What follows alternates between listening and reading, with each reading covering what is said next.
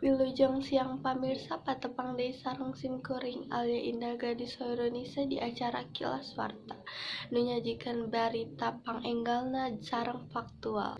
Sapartos nu arurang terang ayeuna keur aya virus nu ngawabah nyaeta virus corona. Virus ieu geus ngamakan loba korban.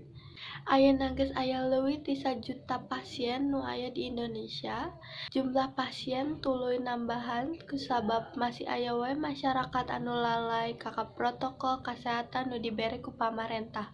Nyaeta ngagunakeun masker, wahwasu tangan ngagunakeun sabun, jeung ngajaga jarak.